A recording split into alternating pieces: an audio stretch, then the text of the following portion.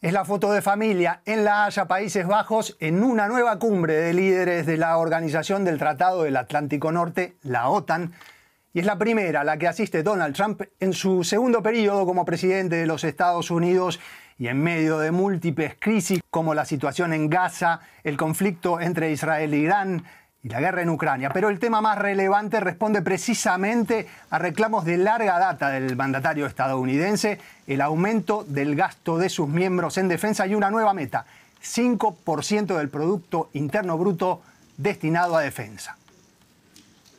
Y uno de los objetivos aquí en Europa parece ser tenerlo contento en esta cumbre a Donald Trump, aunque hay cuestiones que tal vez serán más ríspidas. Por ejemplo, una reunión con Volodymyr Zelensky, el presidente ucraniano, que se confirmó hoy por la mañana, o la postura de la administración estadounidense con respecto a Rusia, que tiene sus diferencias con los líderes europeos. Bienvenidos al mejor programa de actualidad y de análisis de la actualidad, que se llama Actualidad en Análisis, y analizamos con Carol Guerrero, nuestra corresponsal política, que está, por supuesto, en La Haya, donde suceden las cosas.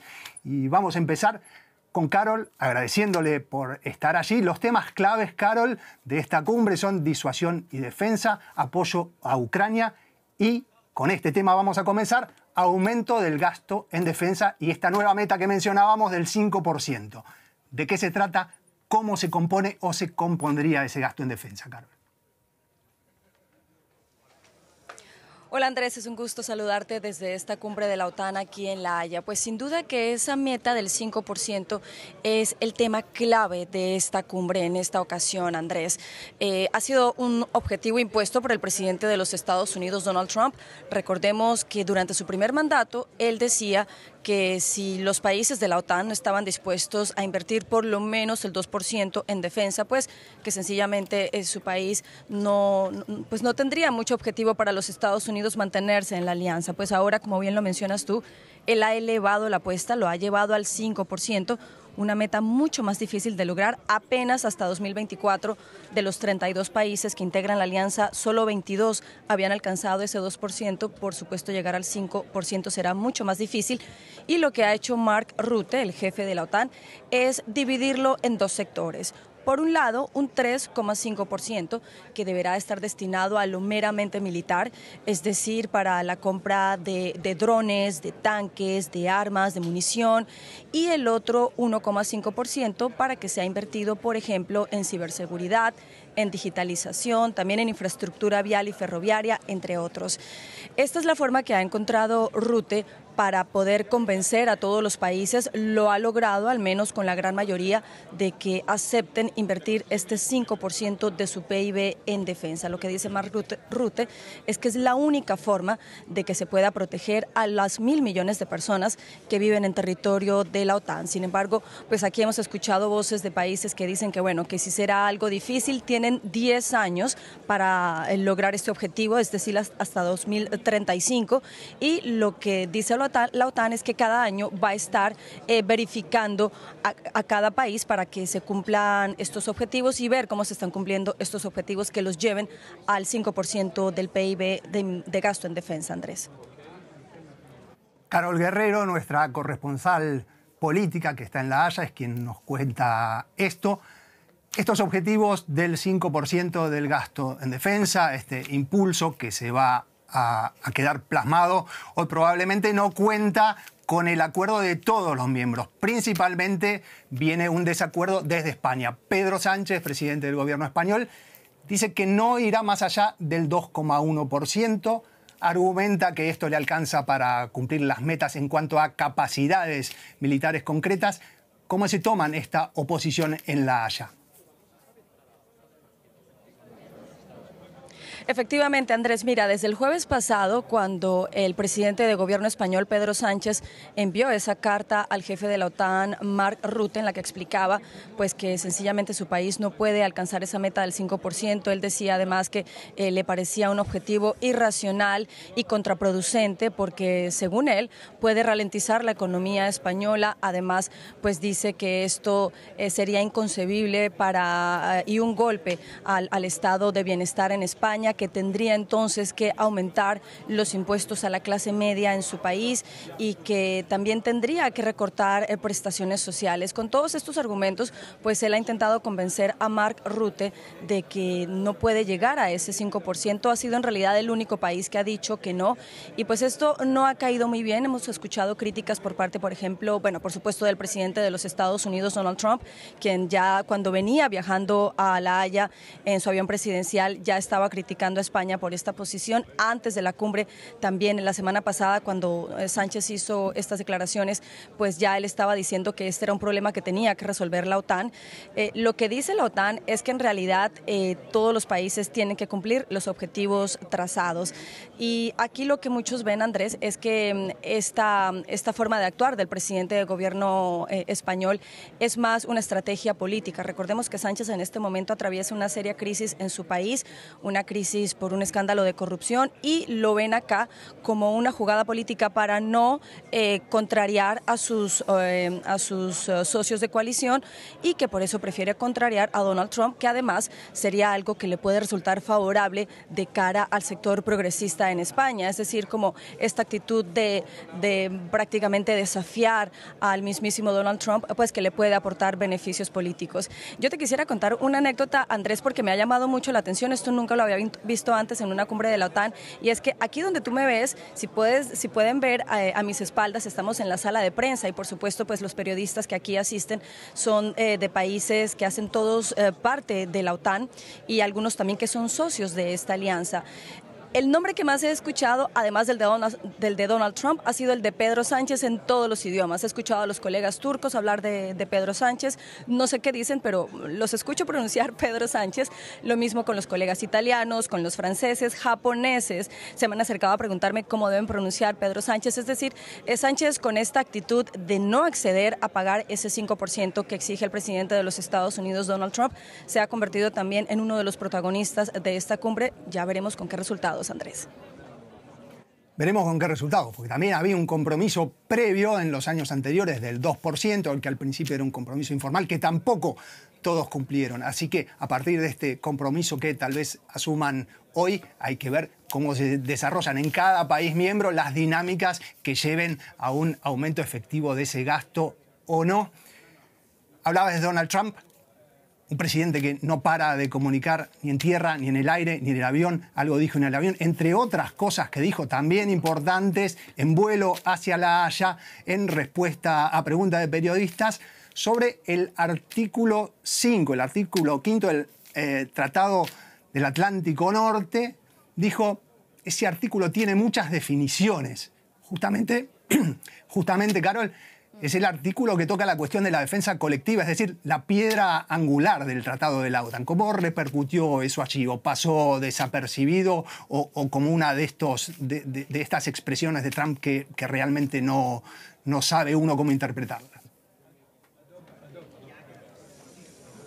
No ha pasado desapercibido, se ha comentado, Andrés. De hecho, se le preguntó a Mark Rutte, el jefe de la OTAN, y él ha dicho en todas las veces que le han preguntado que él está completamente seguro de que Donald Trump está 100% comprometido con honrar ese artículo 5, que implica que un ataque a uno es un ataque a todos, y eso quiere decir que todos los miembros de la OTAN tendrían que responder ante un eventual ataque que se haga con tan solo uno de sus miembros. Ahora, como tú bien dices, esto hay que manejarlo con cuidado, porque el presidente Donald Trump hace muchas declaraciones, y recientemente, el mes de marzo, en la Casa Blanca, ya en su segundo mandato, él había dicho que sencillamente él no veía razones para defender a un país que no estuviera dispuesto a asumir los compromisos establecidos en el marco de esta alianza. Entonces, hay que ver qué pasa más adelante. Esta cumbre, lo que sí te puedo decir es que prácticamente se ha adaptado a Donald Trump. Yo esto no lo había visto antes. Los horarios se han adaptado a Donald Trump. La duración de la cumbre se ha adaptado a Donald Trump. Ya lo decías tú al principio, el objetivo principal parece ser tener contento a Donald Trump. De hecho, ayer se le vio contento, ya por lo menos en el primer día se logró ese objetivo porque lo vimos muy feliz siendo recibido por los reyes de Países Bajos. Hubo una gran fiesta, lo vimos también muy sonriente con Mark Rutte, el jefe de la OTAN.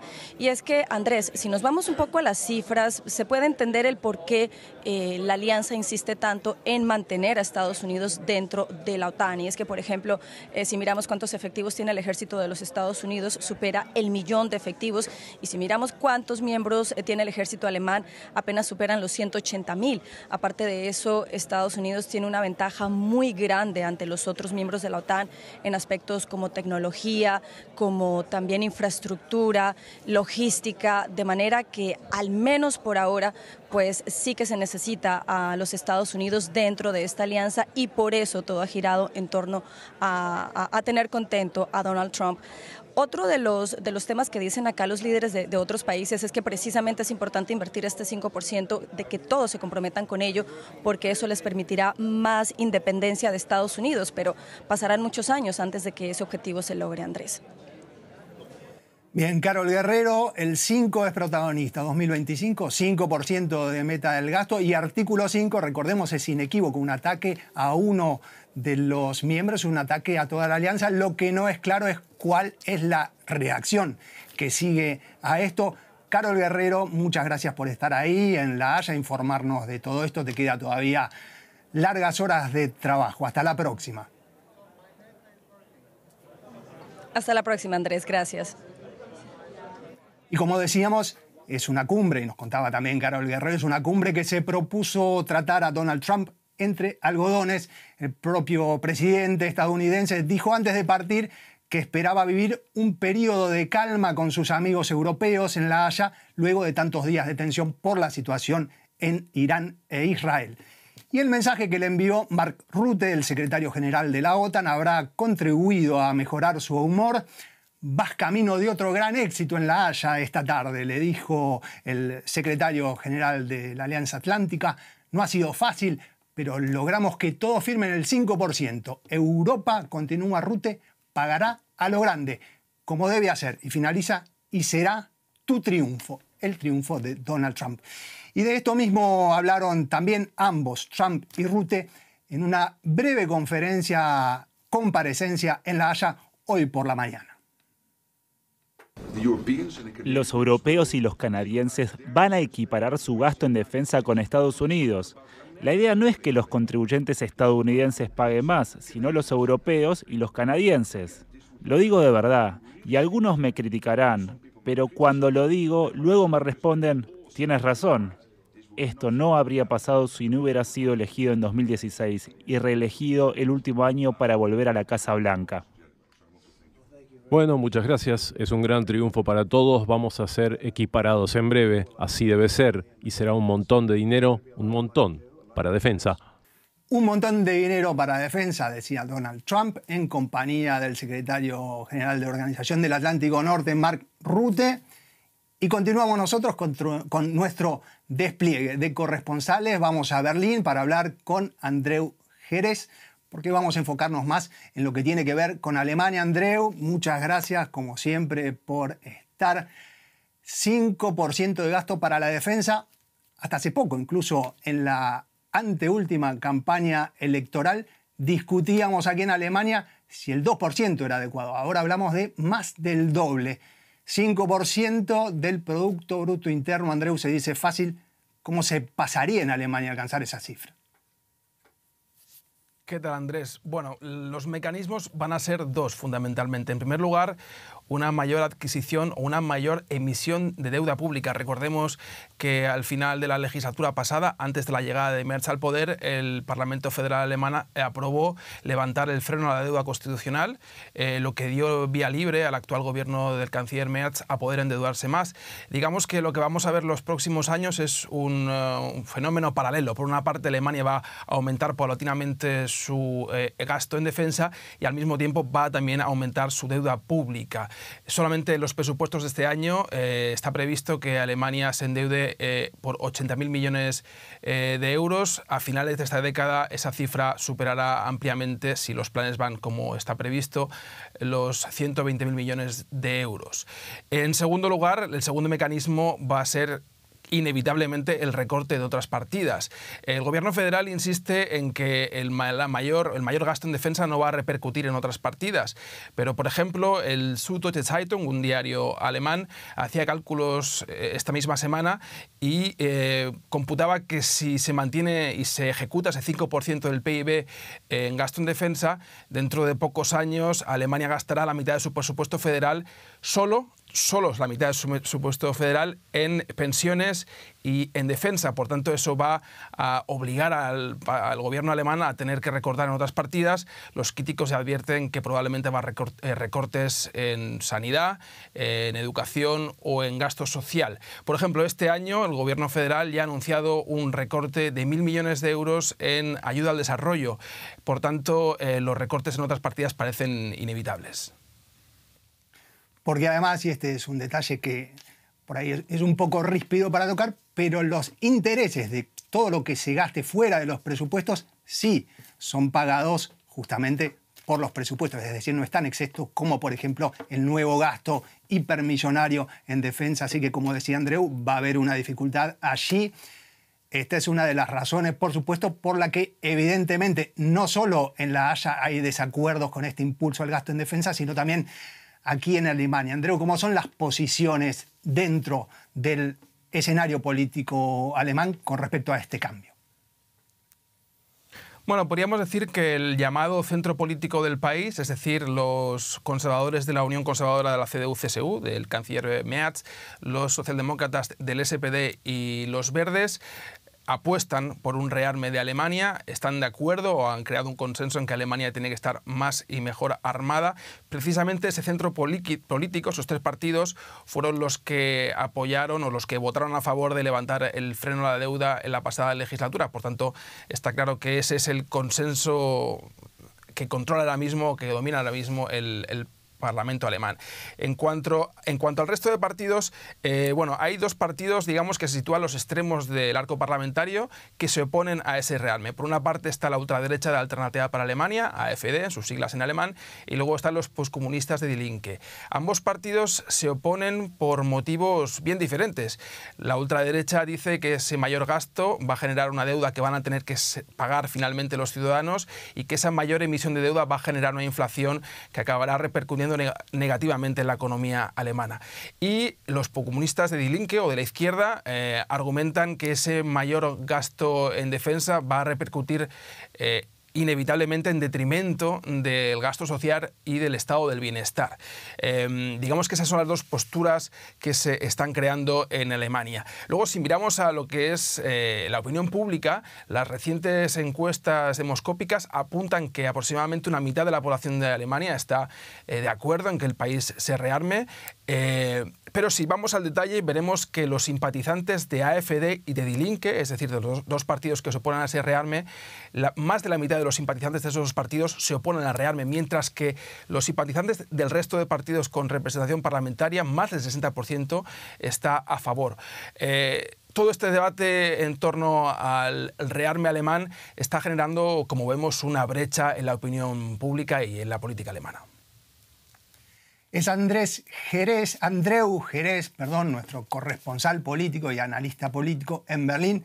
Digo su nombre porque, perdóname el paréntesis, Andreu, como le va también a este programa, Actualidad en Análisis, ahora no estamos solamente en las redes habituales, YouTube, Facebook y X, sino también que nos pueden escuchar nuestros amigos en podcast. Por eso, como no pueden ver quién está hablando, lo menciono, Andreu Jerez desde Berlín. Ahora sí vamos a la próxima pregunta. De por sí, este es un salto, Andreu, cualitativo en el gasto, mucho más importante, pero también es más que eso. La promesa, por ejemplo, de Friedrich Merz de tener las Fuerzas Armadas más potentes, convencionales, por lo menos más fuertes de Europa. Esto es una suerte de cambio de época 2.0, continuando lo que había hecho Olaf Scholz luego de la invasión de Rusia a Ucrania. ¿Qué significado profundo tiene este salto o este cambio de paradigma de las Fuerzas Armadas y del gasto en defensa en Alemania? Bueno, podríamos decir que es un paso más allá en esa Zeitenwende, en ese cambio de época anunciado por el ex canciller Scholz poco después del inicio de la invasión rusa de Ucrania. Hay una cosa que llama la atención, a mí personalmente me llama la atención, y es que no haya un mayor debate acerca de ese objetivo expreso de convertir a la Bundeswehr, a las Fuerzas Armadas alemanas, en el ejército convencional más potente de Europa. Lo digo porque eso había sido un tabú tras el fin de la Segunda Guerra Mundial y la derrota del nazismo, un tabú por razones obvias. El nacionalsocialismo se había basado su doctrina política e imperialista en el armamentismo y en el militarismo. Eso generó que la sociedad alemana, tras el desastre de la Segunda Guerra Mundial, fuera mayoritariamente pacifista. Recordemos, por ejemplo, que el movimiento pacifista alemán en la década de los 80, en plena Guerra Fría, en la fase final de la Guerra Fría, era capaz de sacar a millones de personas a la calle para protestar en contra del rearme y de las armas nucleares. Hoy eso en Alemania es claramente diferente porque el movimiento pacifista es minoritario y no está siendo capaz de movilizar a una masa importante de la población para ponerse en las calles en protestas pacíficas contra ese objetivo expreso de Merz. También es verdad que el mundo ha cambiado mucho, hay una sensación de que el mundo es más peligroso y es más explosivo, y probablemente esa sensación es lo que está llevando a la población alemana a apoyar por una mínima mayoría ese rearme. En todo caso, yo pienso también que las amenazas de Trump de abandonar la Alianza Atlántica y dejar, por decirlo de alguna manera, a la intemperie militar a sus socios europeos también han contribuido a que no haya una oposición mayoritaria pacifista en contra de ese objetivo expreso anunciado por Merz. Claro, como contaba Andreu Jerez, quienes protestaban en los 80 en las calles alemanas contra la carrera armamentista, por ejemplo, son algunos de esos quienes hoy implementarán el nuevo paradigma. Me hablabas de Donald Trump y mi última pregunta, Andreu, ¿cómo es la relación de Alemania o del nuevo canciller Friedrich Merz con Donald Trump? ¿También podemos inscribirla en esa estrategia? Veremos después si exitosa o fallida, de tenerlo contento, de no contradecirlo. Bueno, el gobierno federal alemán se ha esforzado mucho en los días previos a la cumbre de la OTAN en La Haya en transmitir que ese objetivo del 5% no es fruto de las amenazas de Trump de dejar la Alianza Atlántica, sino que es producto del convencimiento de la clase política alemana y del gobierno de que ese rearme es la única vía posible para evitar o para disuadir a los enemigos de Europa o de la OTAN de un posible ataque. Pero el hecho de que el gobierno federal insista tanto en ese mensaje hace o genera más bien la sensación o la lectura contraria a la voluntad que está intentando transmitir el gobierno alemán. Es decir, queda bastante claro en los análisis que ese objetivo del 5% habría sido más bien improbable, por no decir imposible, sin las amenazas de Trump de abandonar la Alianza Atlántica, a la vista de que los países europeos en la situación actual no tendrían una capacidad de defenderse por sí solos, digamos. Digamos que la relación entre Alemania y Trump ha sido tormentosa desde ya su primer mandato. Esa relación tormentosa ha sido marcada por, digamos, las desconfianzas de Trump respecto al primer país de la Unión Europea, el más poblado de la Unión Europea también, y el más rico, de que no quería pagar más por su defensa. Esa relación tormentosa se ilustró claramente en las relaciones tirantes que hubo entre la canciller Merkel y el presidente Trump durante su primer mandato. También se ilustró, después cuando llegó Merz al poder, en el intento del nuevo canciller de crear una mejor relación con el presidente estadounidense. Pero yo creo que es evidente que sin esas amenazas el consenso político alemán no se habría autoimpuesto ese 5% de gasto en defensa en el PIB, que veremos por otra parte si puede cumplir, a la vista de que Alemania, recordemos que lleva 2 años consecutivos en recesión y que muy probablemente necesitará volver a la senda del crecimiento si quiere cumplir con ese objetivo ambicioso del 5% en gasto en defensa en su Producto Interno Bruto. Andreu Jerez, como siempre, muchísimas gracias por estar siempre firme y al pie del cañón para no desentonar con la analogía bélica, y hasta la próxima. Y a ustedes también muchísimas gracias. Mi nombre es Andrés Goldschmidt y el programa Actualidad del Análisis. Hasta la próxima.